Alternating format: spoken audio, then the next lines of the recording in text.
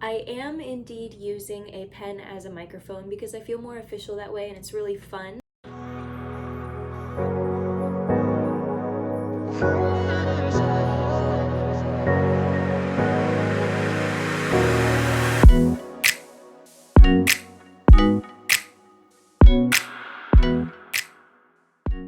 My name is Steph. Welcome to my channel. If you're new here, go ahead and hit that subscribe button. I make videos about tarot, shadow work, I make pick-a-card readings, and I do so much more. I don't actually have a niche, but in this video, I am going to be answering questions that I received on TikTok about tarot. If you're not already following me on TikTok, go ahead and follow me. It's right there. I am by Steph Kirsten on TikTok. I make so many videos about tarot, shadow work, I dance, I sing, I do so much. So go ahead and follow me on TikTok. Now, I made this video quite long because I am going in depth on these questions. So if you do not want to sit through this whole video and you have very specific questions that you want answered about the tarot, head to the description box because I have put timestamps for each question and you can just click the timestamp to go to the question that you want answered. I am indeed using a pen as a microphone because I feel more official that way and it's really fun. I'm also wearing carnelian in my necklace if you are wondering. So without further ado, let's get into this video. Question number 1. What is the tarot? The tarot is usually a 78 card deck that is often used for divination purposes, okay? And it is made up of the major and the minor arcana. Traditionally, it is 78 cards, but in some decks, such as the Tarot of Mystical Moments, this deck has 83 cards because each king has a feminine and a masculine, and the emperor also has a feminine and a masculine version. Some decks also only have 22 cards for the major arcana. The major arcana is going to be the archetypes that you see throughout your life. The Fool, the Magician, Empress, Emperor. Those are the archetypes that are in the major arcana.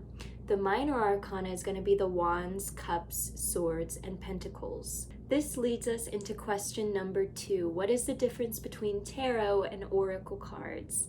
Tarot, like I mentioned in the previous part, has a traditional structure with the major and minor arcana, Wands, Cups, Swords, Pentacles, and they also have pretty traditional meanings as well. Oracle cards, on the other hand, this is the sacred self-care oracle. They can be about anything the author wants. It can have any content, any pictures, and the guidebooks can say anything that the authors want. You can make an oracle deck. You can also make a tarot deck. I actually highly suggest this, so pro tip for those of you that are listening to the tarot versus oracle cards part, I highly suggest making your own tarot and oracle cards because it's a great way to have a wonderful connection with your deck. You can make your own. I've seen people do popsicle sticks where they've written things on popsicle sticks, and that's been a way that they pull oracle cards. You can also get playing cards and put things on them as well. As long as you cleanse the deck and set intentions, I actually think that this is a great way of doing divination for yourself, creating the deck for yourself. And I've talked about setting intentions and cleansing the deck in another video. The third question I got is tarot a closed practice? No, anyone can read the tarot. I'm going to combine the fourth and the fifth question because I think that they go hand in hand. The fourth question is, does tarot open up the doors to negative energy? Is tarot witchcraft? Do I have to be a witch to read tarot? And to all of those questions, I say no. If you're not wanting to connect with entities or anything like that, then the tarot is not going to open up any doors for you because it is an extension of you. It is a tool for yourself, for your growth, for self-discovery, for healing, and for understanding what's going on in your mind. I would in fact say that it is more of a psychological tool. It helps you to understand what's happening in your mind, in your environment, with other people. And I do not think that you have to be a witch to read tarot, and I don't think that it's considered witchcraft. I actually don't even make predictions using the tarot.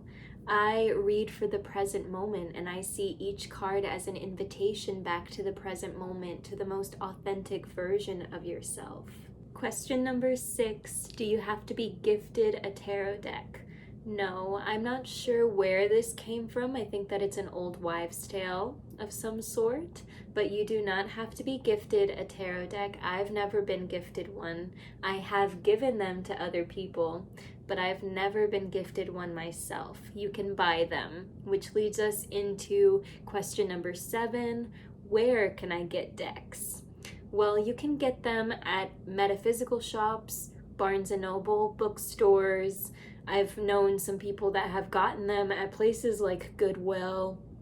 You can get them online on Etsy, Amazon, and I have all of the decks that I have linked in the description box. Question number 8, what are the best decks for beginners? I highly suggest anything that is closely related to the Smith-Rider-Waite, if not getting the Smith-Rider-Waite. When I think of tarot, when most people think of tarot, you think of the images by Pamela Coleman Smith, such as these ones. They are what the traditional meanings are based off of, so I highly suggest getting a deck such as the Modern Witch Tarot, because most of the images are just gender swapped, gender bended. I also really like the Tarot of Mystical Moments, like I talked about earlier, because the images on the minor arcana are just as detailed as the major arcana, and that is the second thing that I highly suggest, getting a deck that has a great guidebook and has detailed images on the minor arcana as well as the major arcana.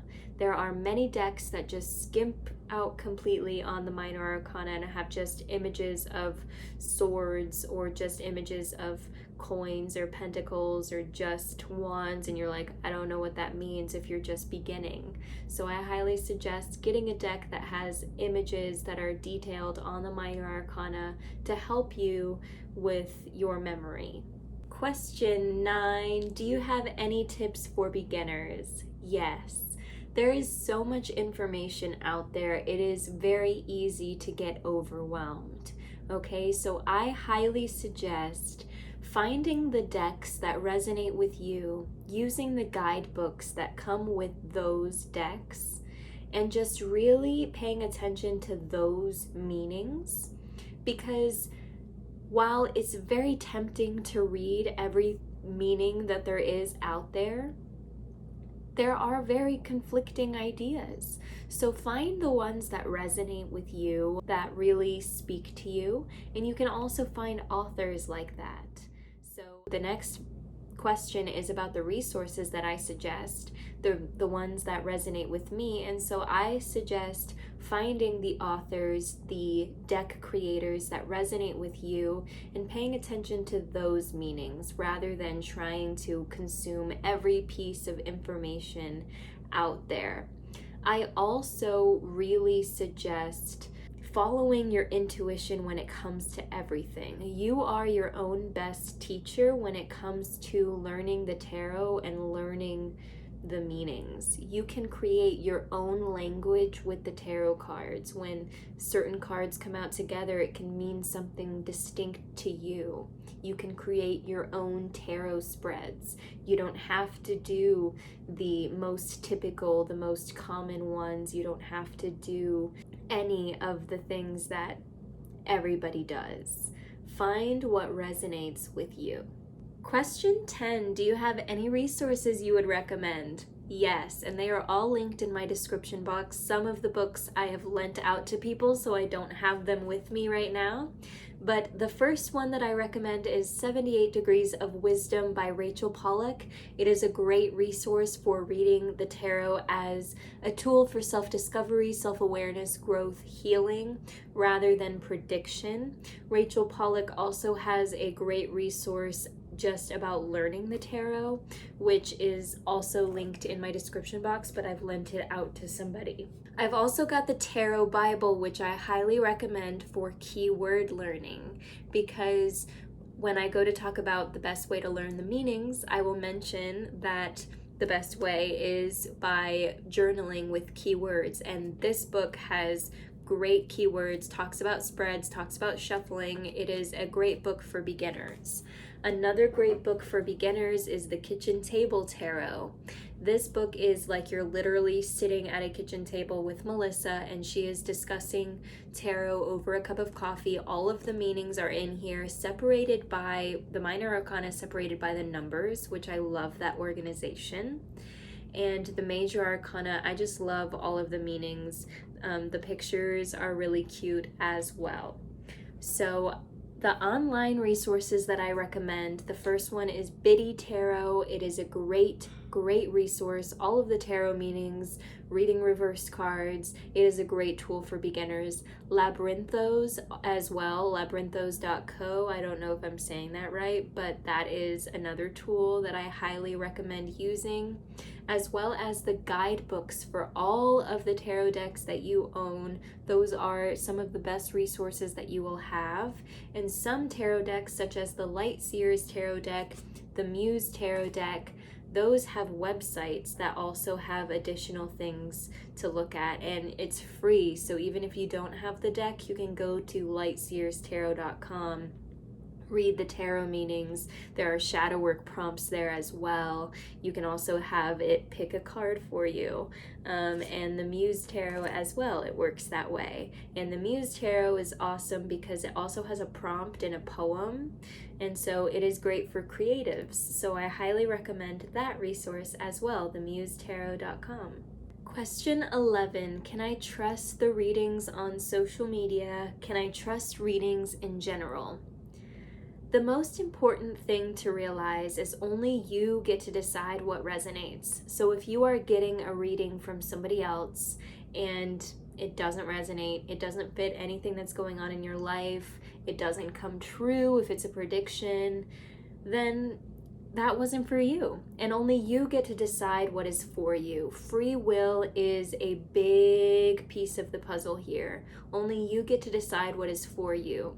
And if you're wanting a message from your guides, if you're wanting a sign, it's going to show up. It could show up on social media. It can show up from a reading from your tarot reader. It can show up in your own tarot reading. Okay, it's the sign or the message is going to come to you however it needs to. So I would say that yes, you can trust it, but also use your own judgment.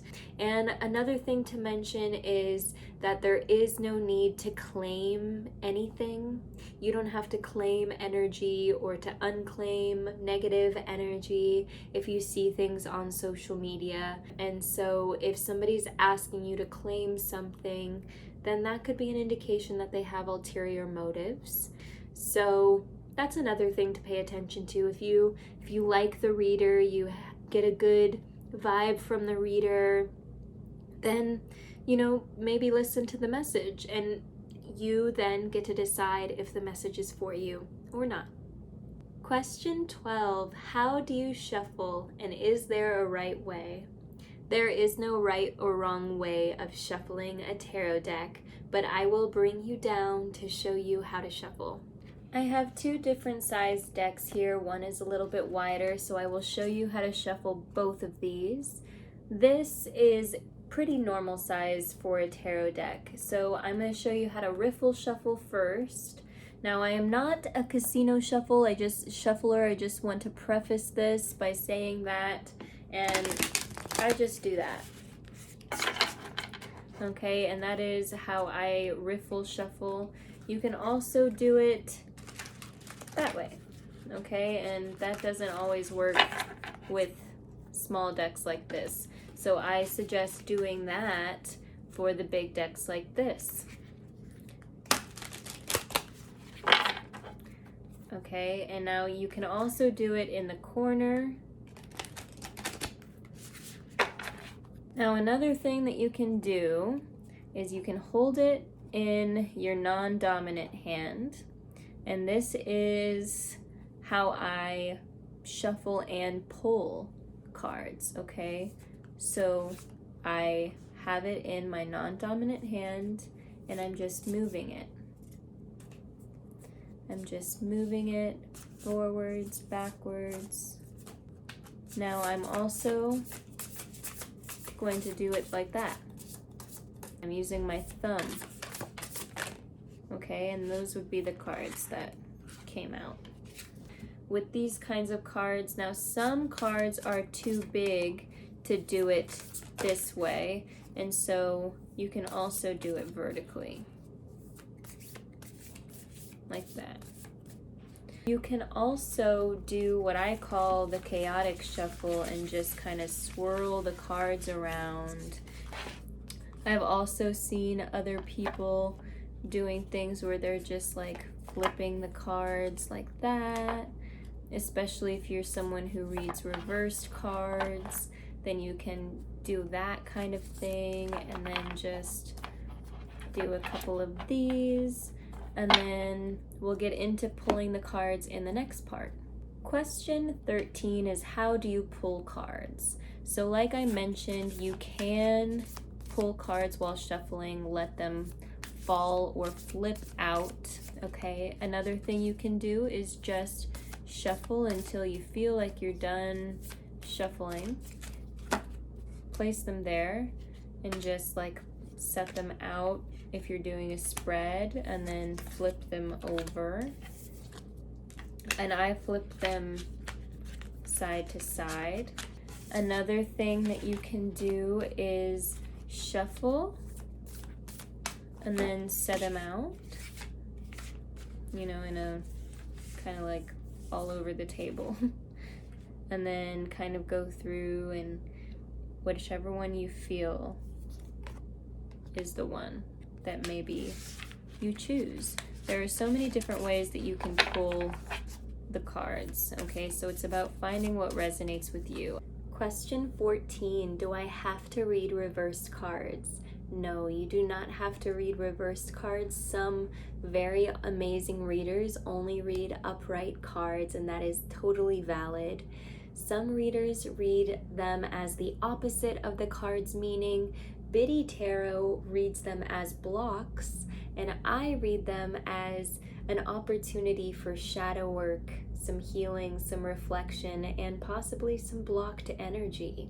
That is how I interpret reversed cards. I don't see them as the negative meaning, and I don't always see them as blocks, but I do read them as an opportunity for shadow work. Question 15 is, what if a card comes out horizontally? Like if it's not upright, not reversed, use your intuition. Question 16 is, what is the easiest way to learn the meanings? Now this isn't going to be the fastest way, but it is going to be the easiest way to get a deep understanding of each card. I suggest pulling 1 or 2 different cards every single day. You don't have to shuffle or anything, but 1 or 2 different cards every single day to journal with. You're going to look at the guidebook, read all of the keywords, read information online, make connections to your own personal life, connections to things you've read, seen, listened to. If you do this, journal 1 or 2 pages with 1 or 2 cards every single day, you will have a very deep understanding of each card in less than 3 months. Okay, in my opinion, learning tarot is all about word association, practice, memorization. Okay, and the best way to memorize is to make those connections to your own personal life and to write it all out. Okay, so write down the keywords that resonate with you. Pay attention to the pictures, the images, the words. What do they remind you of? What can you think of?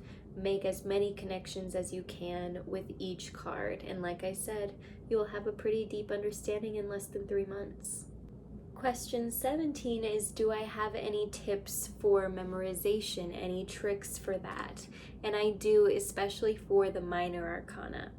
So for the minor arcana, I suggest learning them by numbers. And like I said, Kitchen Table Tarot does a great job of breaking them down by numbers. So if you can learn what aces, 2, 3, 4, 5, 6, 7, 8, 9, 10, page, knight, king, queen, what those all mean individually, and if you are able to understand that wands You're waving a wand. Wand brings fire, passion, creativity. Wands, fire, passion, creativity. Those are the words. If you're able to associate that with ace, 2, 3, 4, with what those mean, then you're going to be able to connect those things. Cups. You pour into a cup, okay? Emotions, feelings, water. It's connected to the element of water. So you're able to connect those. Pentacles or coins. You drop a coin, it lands on the earth. It's connected to the element of earth, material, wealth, confidence, the body, the physical. Okay? Swords, you cut through the air. Air, anything that's up in the air, the mind. Okay? And those are how you remember those. For the major arcana, it's about realizing, in my opinion, that you have cycled through these archetypes and that these archetypes are present in every culture, tradition. Okay, so it's about looking at what those archetypes are. And there's a good book. Here it is, Tarot and the Archetypal Journey. In this book, it goes in depth about the archetypes in the major arcana. Other easy ways of learning would be to watch videos on YouTube about the meanings. There are many that are like how to learn in 2 hours, and I totally suggest doing that. If that is something that works for you, I highly suggest it. In Kitchen Table Tarot, Melissa talks about how for 10 years she read tarot using the guidebook because she wasn't confident in reading without the guide. Okay, and that it took her 10 years to feel confident. So if you are worried about not remembering the meanings, if you're worried that you aren't a good tarot reader because you don't know the meanings off the top of your head, that doesn't make you any less of a reader.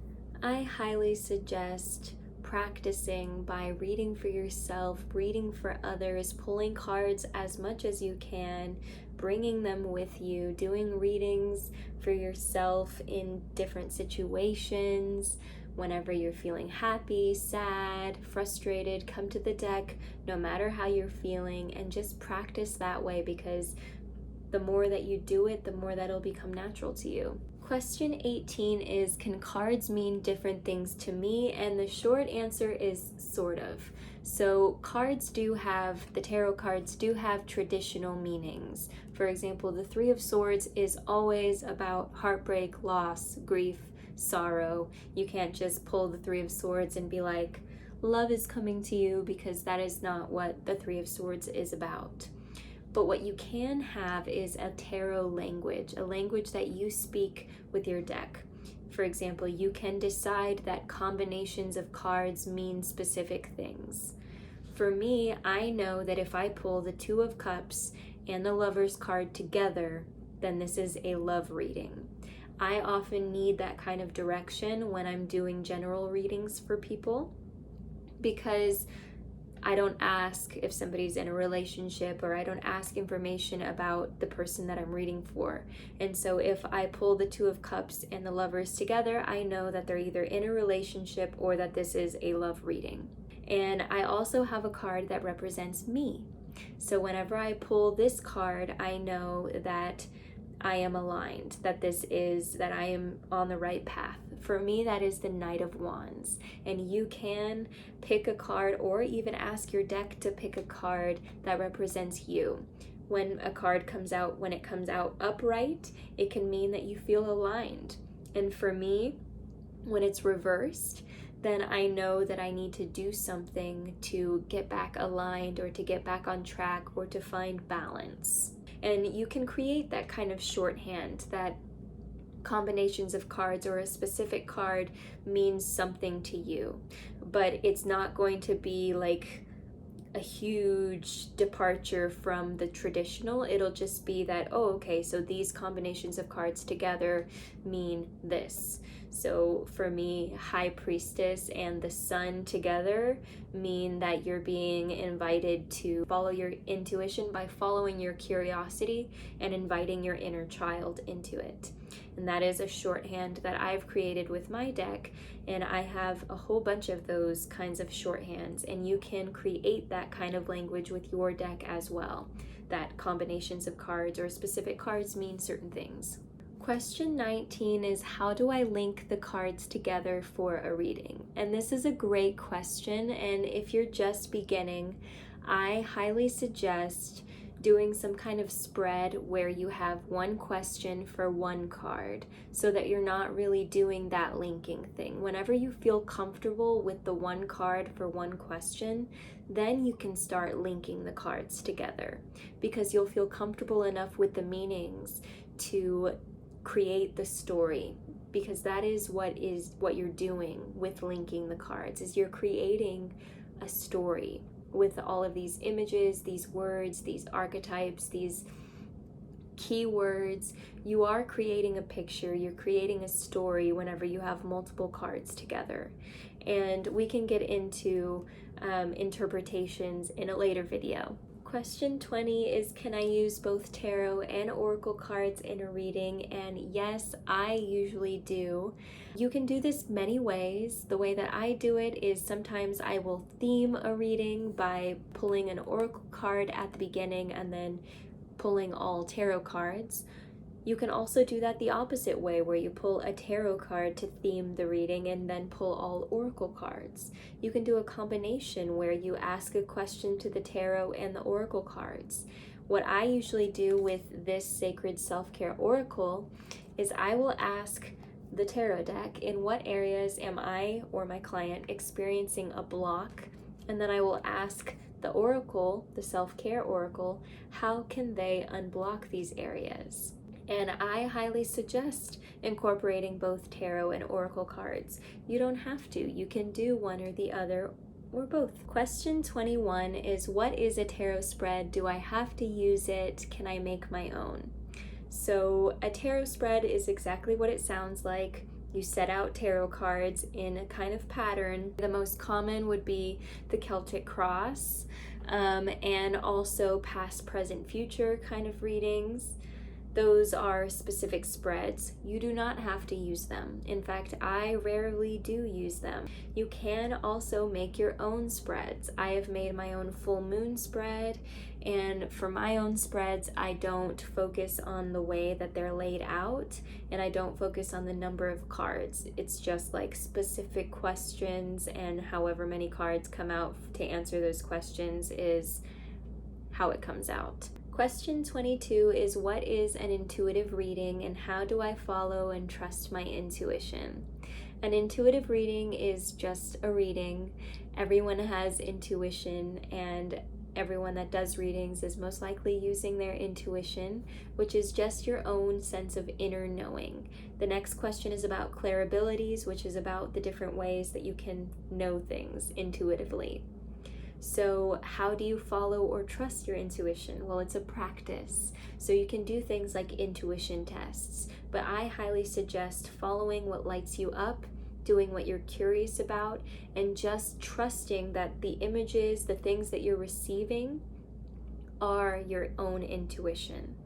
Okay, this can come in feelings, images in your head, bodily sensations. It can come in words that you receive, songs in your head. It can come up in so many different ways. Question 23 is, what are the clair-abilities, which are the intuitive abilities? There is clair-audience, which is clair-hearing, where you hear things, and this is not just like hearing voices. This is kind of like hearing things in your head.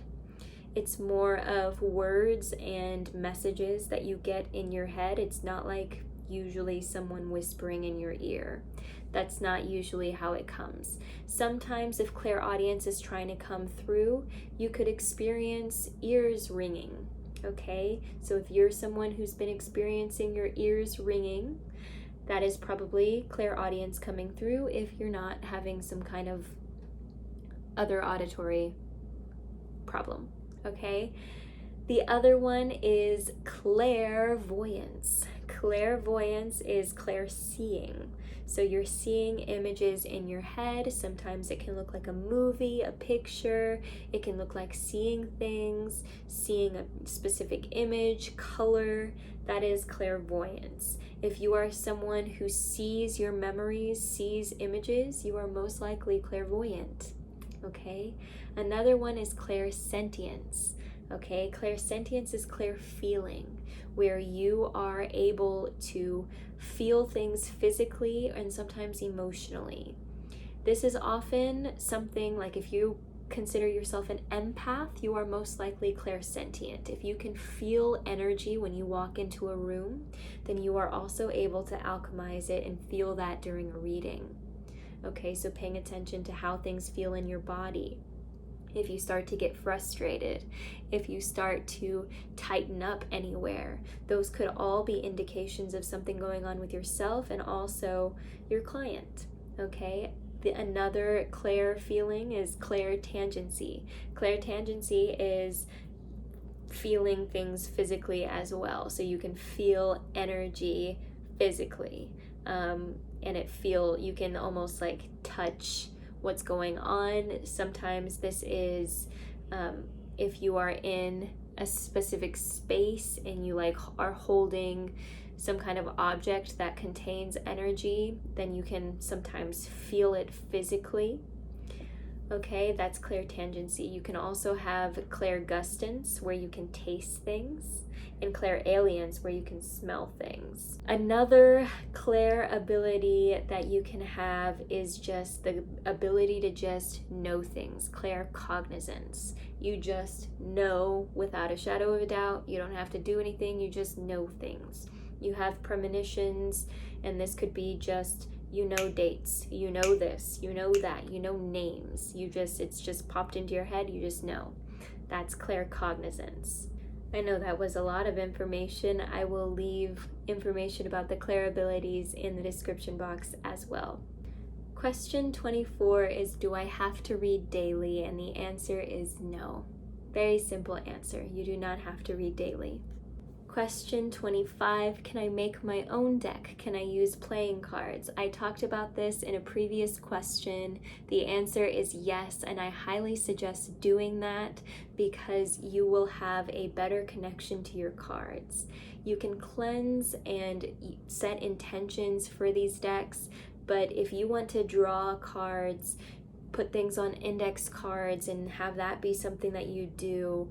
If you get a set of playing cards and want to draw images on them, Uno cards, your family doesn't let you have actual tarot cards, you can do it that way. There are also ones that you can print off online and you don't have to like go to a store to get them. And if you are somebody who can't have a deck because maybe you live in a house where that's considered something taboo, something you can't do, then I highly suggest making something with popsicle sticks, with index cards, playing cards, and just setting the intentions and cleansing it. You can use whatever, and it's your own divination set. Question 26, I haven't touched my deck in a while. Is that okay? Yes. Your deck will be there for you always, okay? You don't have to go to your deck every day. You don't have to feel pressured. It is just there for you always. It is an extension of you. So if you are not able to go to your deck because you're going through some things, that is okay. And also, you don't have to do anything crazy before doing a reading for yourself. Come to your deck exactly as you are. Question 27, are you able to give yourself a reading as a professional tarot reader? Yes, I am. I am able to give myself readings just like you are able to give yourself readings, and sometimes it might be difficult. Sometimes I don't know exactly what is going on in my head, and so whenever I'm doing a reading, I always journal. I always am writing whenever I'm doing a reading for myself. I also have other tarot readers that I trust to do readings for me, and so often I will go to them if I am confused. But when I do readings for myself, I always journal. I always write. Question 28. What is the difference between a professional and an amateur reader? The only difference is a professional makes money. That is the only difference. And question 29. How do I become a professional tarot reader? Long story short, you can become a professional tarot reader in a number of different ways. You can start on social media. You can request people to DM you if they want a reading, set some prices, and you can look at the people that you respect to see what their prices are, to kind of do a comparison. You don't have to do anything, get certified in anything if you don't want to. There is no you are certified to be a professional tarot reader stamp. There are different groups that you can be a part of that sometimes looks good. There are like tarot groups, tarot associations that you can become a part of if you want to. I am not a part of any of them because I do not really want to be, but you can if you want to, and it doesn't make you any less or more of a professional if you're a part of these associations. It's just something to do if you want to look more official, look like you're certified in something. And you can take courses, you can do all sorts of things in order to be a professional tarot reader. There are all sorts of books about it. There are YouTube videos about it. I personally went through the method of social media to become professional. I was an amateur for a while, just doing readings for myself and for my family and friends. And then I took to TikTok, Instagram, and YouTube. And now I do readings on Etsy, on my website. I really hope that this video has been informative for you. Let me know in the comments if you have any more questions about tarot. I know that this was a pretty long video and I talked about a lot of different things, but if you have any more specific questions, I would love to make a part 2 to this, answering all of your questions. Thank you so much, and please subscribe if you aren't already. I love you all.